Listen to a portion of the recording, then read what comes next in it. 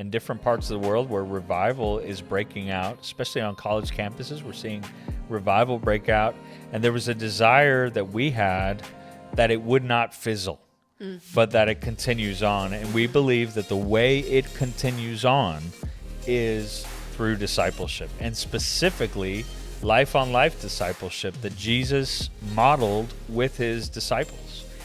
What's up, World Link Ministries friends and family out there? We are so thankful for you. We're thankful for everything you're doing to help advance the mission of God around the world. Super blessed by that, and we're excited about our topic today. My name is Manny Fernandez. I'm the president of World Link and one of the hosts here on the World Link podcast, and I'm joined by Kara Pelletier, who's also one of our hosts as well. Kara, talk about yourself. So abrupt. Yeah. Hey, so I'm Kara. I also work at World Link and am also on the podcast, as you can see. I work in marketing, so I just get to tell people's stories for a living, which is so fun, and it's my favorite part of my job. It's great. It's great. We're different ages, which is why we are here together. So we're just trying to share a little bit from different perspectives, but hopefully giving a more well-balanced approach or perspective to the different topics that we're looking at. But we started this podcast before because we wanted to focus on contributing to the conversation that is growing in different parts of the world where revival is breaking out, especially on college campuses. We're seeing revival break out.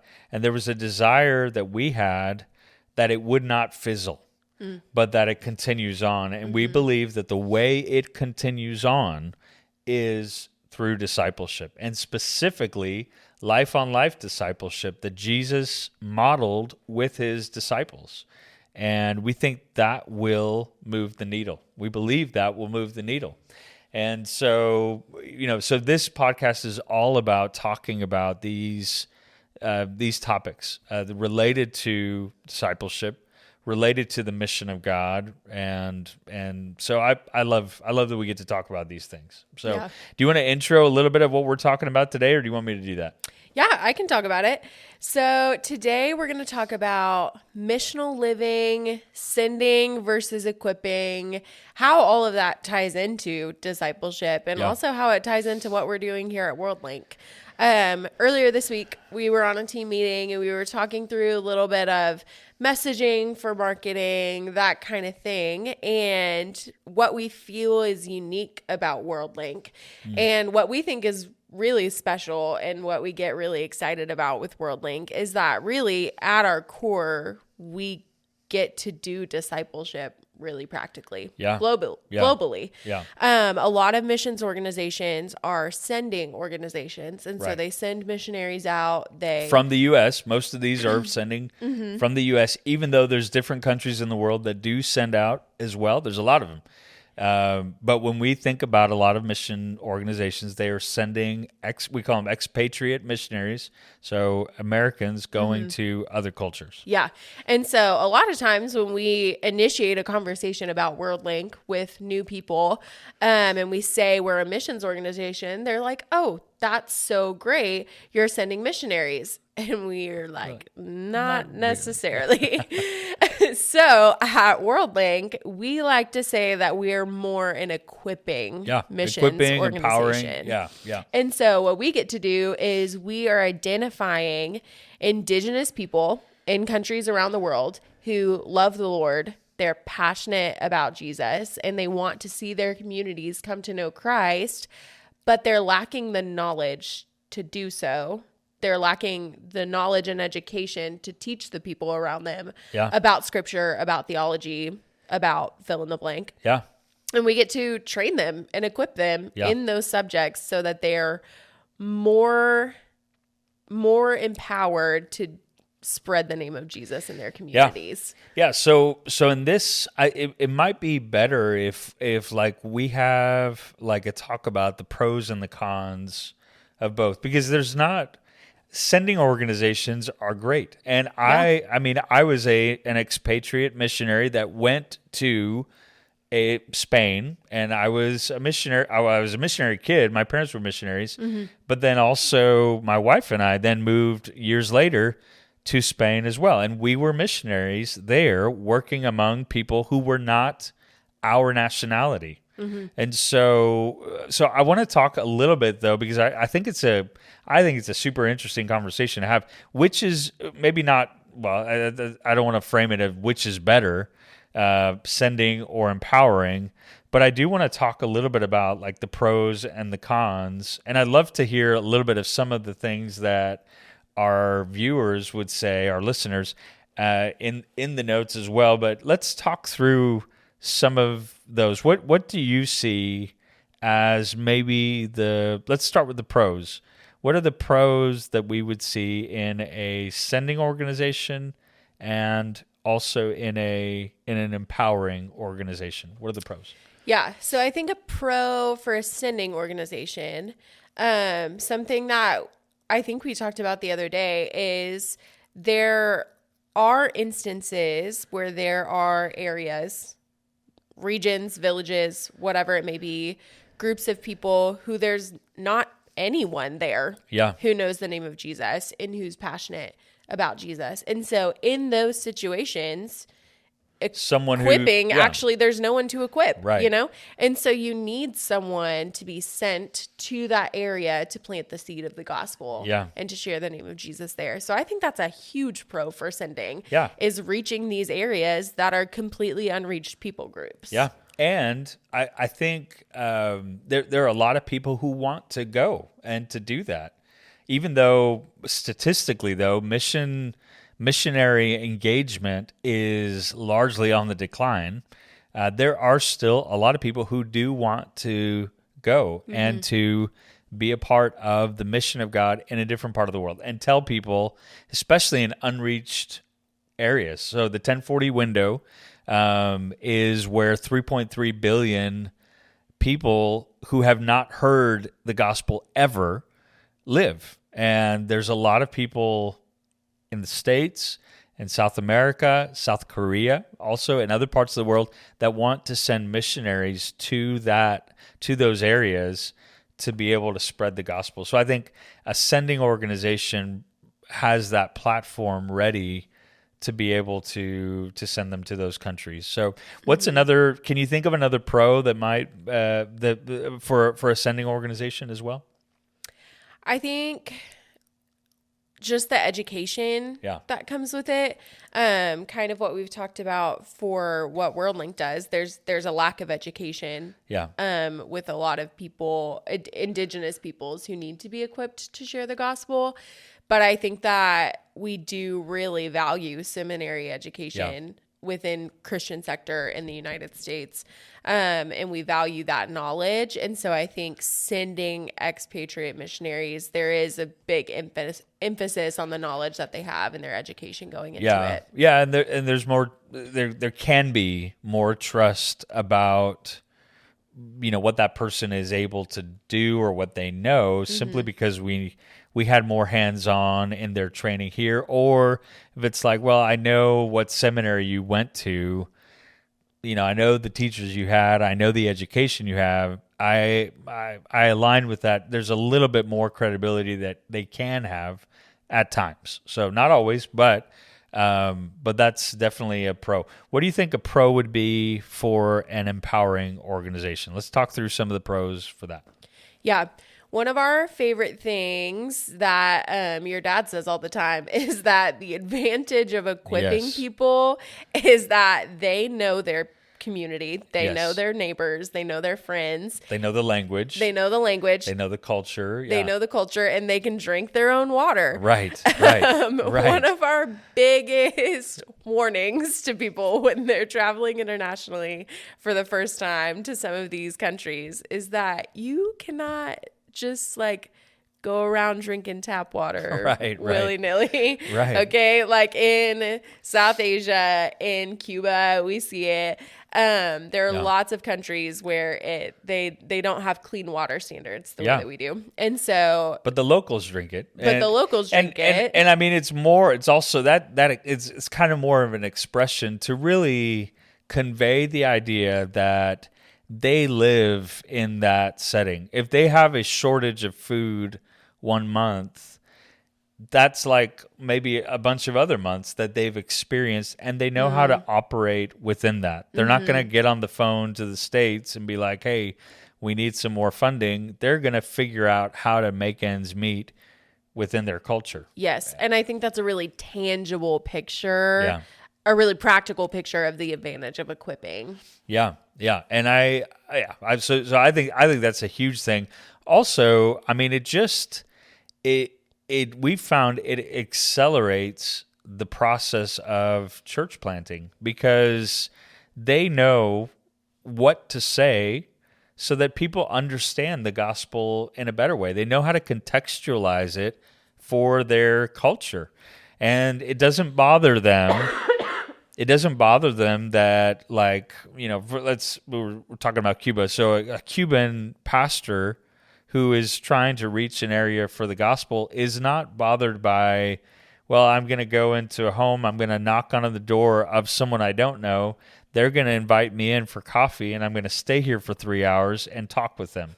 Whereas here in the States, we say something like that, and people are like, I don't think I can do that. And I don't think a lot of Americans would do that. But the Cubans, that's part of their culture, and so they're like, man, that's the way we operate. That's the way we live. And, of course we're going to keep on doing that. So you couple that with the gospel, it accelerates the process so much faster. Not to hurry it, but it just naturally will be faster because they can connect with people in that area. Those are big pros. Can you think of another pro, or do you think we've covered it? I feel like we have covered it pretty sufficiently. The only other one I would add, then go ahead, say what you're going to say, and I've got one more. Mine's a subject change. So it's as far as cost. Cost is very inexpensive to mobilize people in these different settings. A lot of them are like, listen, I want to go, and by comparison, I mean, we had to raise a lot when we went to Spain. But the entire budget that we had to raise for our family, it was just my wife and I, really. That for that same amount of money, we're helping to pay and mobilize hundreds of church planters in different cultures. So, I mean, the cost is just way, way lower, and the cost to train them is also cheaper than if we were to bring them all to the States and take them to Dallas Theological Seminary or Southwestern or Southeastern or Midwestern or any of these. You're talking about an endeavor of hundreds of thousands of dollars, not to mention figuring out how to move them there, getting all the right visas in order, doing all of those things to ensure they have great quality training. They've got to learn the language. They've got to pass the tests that will allow them to enroll in that program. And so they have to have English at a high level to be able to do that. It's just not practical. Yeah. It's not practical to expect them to be able to do that. So the fact that we can train them and help fund them to be in ministry at a low cost is a huge, huge pro. And it allows a lot of people to be able to participate with that by saying, okay, I can't live in Cuba, but I can help you to go and plant churches. Yeah. So. Yeah. I think a missions model that I have heard a lot over the course of my life, just through different conversations within the church about missions, things like that, is looking at missions where you live, work, and play. Yeah. And so this is kind of like a local missions perspective of if I say, okay, I I don't want to be sent. I don't want to go globally, Yeah. but I would love to make a difference for the Lord within my community. A way of framing it is to think about, okay, how can you minister effectively to the people you live with, to the people you work with? And then the play sector is just social, Right. your social life, the people you come into contact with as you're at different events, hanging out with friends, things like that. And I think that I have seen that model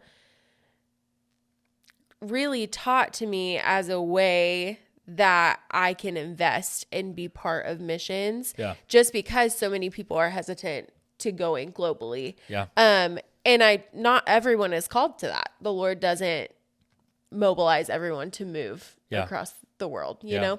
But I think what comes to mind for me is I've been taught this so heavily, this live, work, and play model. Who's to say that that isn't for people globally as well? You know, the same live, work, and play is what we're talking about with these people that we're equipping, with these indigenous leaders that we're equipping in different countries. It's local missions for them. It's them looking and saying, okay, maybe I'm not called to move across the world to minister to someone else. How can I minister to this rich field that the Lord has placed me in right here? That's local missions for them. And we get to empower that through this equipping model. What I hear you saying is just that the fact that they're able to put a new framework in place in their life where evangelism and discipleship is their framework, that colors everything that they do, everything that they're, the way when they're spending their time doing leisure activities, they're still in that framework because that's what they've overlaid this framework. And so it's not like, okay, I do my ministry time and then I'm done. It kind of is painting everything that they're doing, is coloring it in a different light. So yeah, I love that. Okay, let's talk a little bit about some of the cons that we see between the two. So let's start with a sending organization. What might be maybe a challenge that a sending organization has because of their sending model? Yeah, I think we've touched on both of these a little bit, but I feel like one of them is the cost. Okay. It can be very expensive when you're sending someone overseas. You have to fund their living. You have to fund all the expenses that come with living. If they have a family, you're also raising funding for their family as well. They got to learn the language. They have to learn the language. And it's not to say that in all of these cons that the Lord won't provide. Yeah, I mean, absolutely. You've seen it. And maybe cons is too strong a word. These are challenges that an American missionary will have by going to a different country. Yeah. It's just, so those are challenges that a sending organization faces. And to be fair, sending organizations do prepare their people to go, but these are still challenges that exist in the dynamic. So what's the other one though? You said a couple of these. So what's the other con that you were thinking of, or the challenge? That's such a good question, and it left my brain. Let me just, as a missionary, having been through that as well, one of the challenges as well that we see regularly with American missionaries who may go to a different country is that you're viewed as an outsider. And, when it comes time to share the gospel, a lot of people might say, well, you're not really one of us, and your gospel is not a gospel of our people. They can say things like that, and so and sometimes they may not listen to you if you're not an insider. And so many missionaries work hard. The reason we want to learn the language and we want to study the culture and we want to engage with people and be their friend is so that they will accept the message that we want to bring. Missions is meant to be incarnational in the way that Jesus was incarnational, in the sense that, because Jesus was far from us in that sense that he was so far above us spiritually, He was spirit. He was as the Son of God, but then he became man, and he came and he walked among us. And so missions is we go and live in a different country, and we learn the language, and we reach out to these people of a different culture to share the gospel with them. But it can be a huge challenge to really connect with people when you have an accent when you speak, or when you don't really know the cultural nuances, or you didn't grow up in that town. You don't have the same sentiments about politics that they do, or whatever it is. Those things can become barriers at different times. So those are just challenges that need to be faced. And so, what do you think some of the challenges might be for an empowering organization, for one that that is empowering and equipping Indigenous leaders? Yeah, some of it, I think. Sorry, I'm realizing every time you ask me a question, I say yeah, and then I answer. Anyways. Yeah. Okay, go ahead.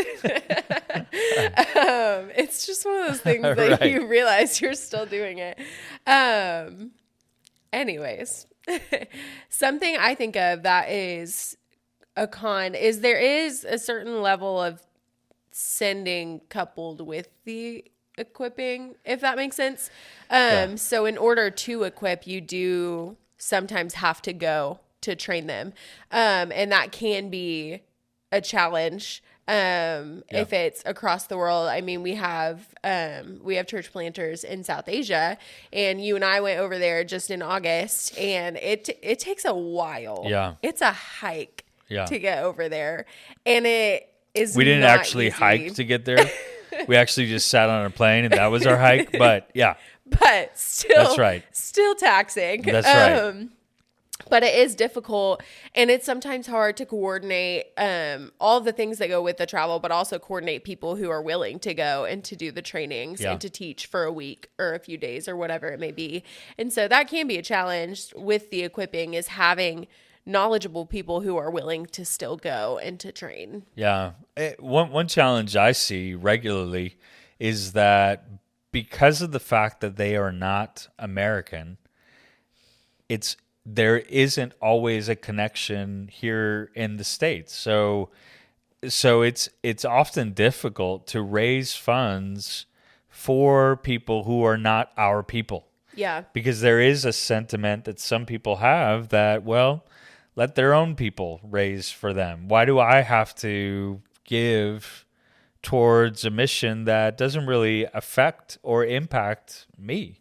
And I don't share that way of thinking, obviously, but that is a challenge because they're not American, and so it makes what we're doing. We're advocating for a lot of people who are overseas who are doing the work of evangelism and discipleship, and we're kind of standing in that gap. Talking with people here in the U.S., and we're regularly saying, listen, would you be willing to help what's going on over there? Whereas an American missionary would make some phone calls back to their home church. Yeah. Or they would try to connect with other churches in the States, or, of the same city that they're from.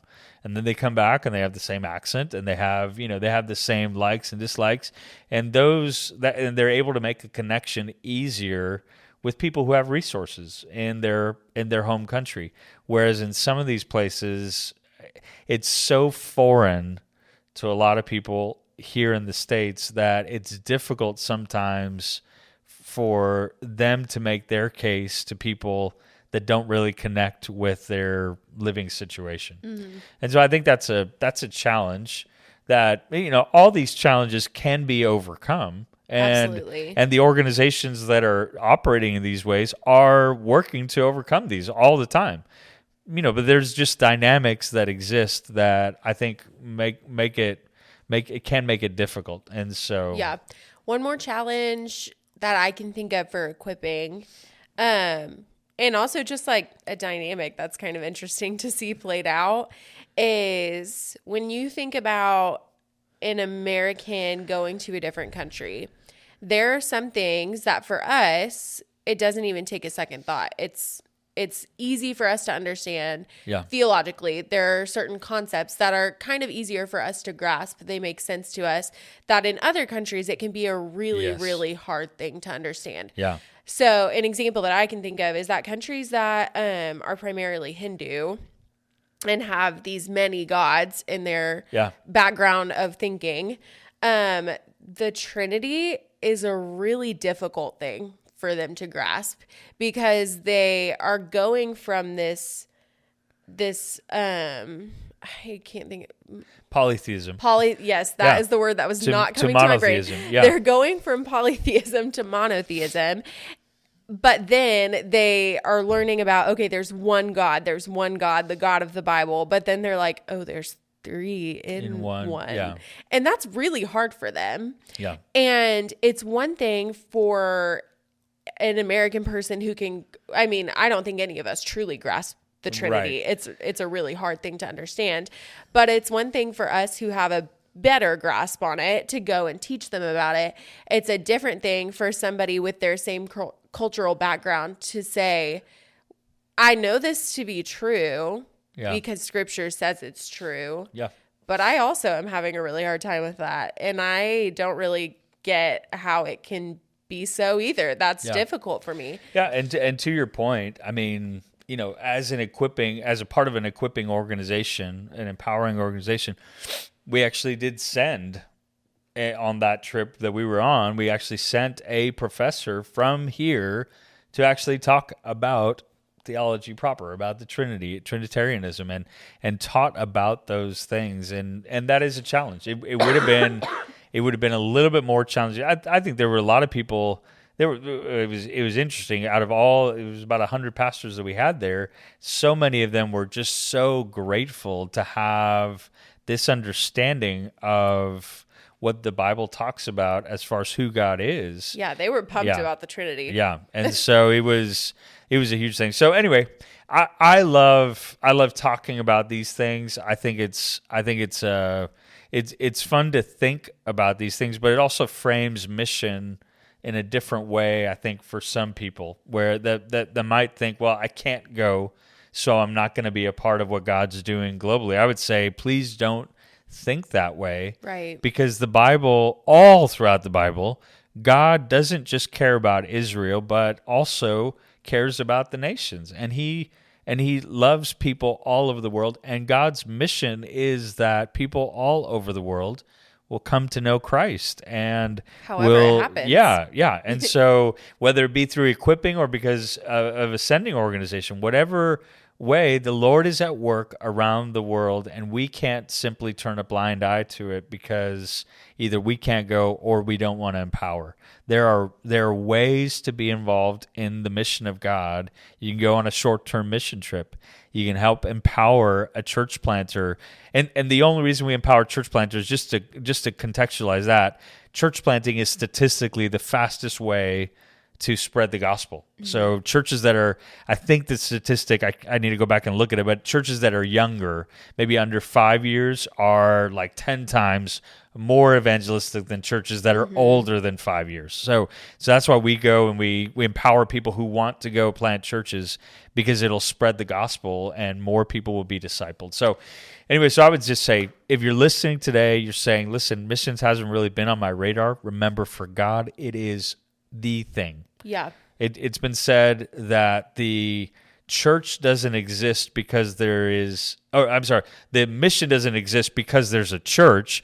Rather, the church exists because there is a mission. Yeah. So the mission of God is central. Yeah. And I think, just to wrap up, I think the beautiful thing about this conversation of the pros and cons of both sides and challenges and all of that, I think just kind of the picture that has emerged is that they work in tandem. Yeah. It's not either or. Yeah. Even for us at World Link, as an equipping organization, we're actively sending people to do the training, to do the equipping. Yeah. And so I think I hear us when we say there's not one that's better than the other, or one that is the way to reach the world for Christ. I think that they work really beautifully hand in hand, and I think the Lord intended it that way. Yeah. Yeah. And the Lord has called people in different ways. So thank you so much for being a part of this podcast. If you have any thoughts, any questions, any comments, please leave them below. Be sure to subscribe and like this episode. Share it with your friends. We want people to be a part of this discussion and hopefully promote missional living as a result. So we'll see you next time.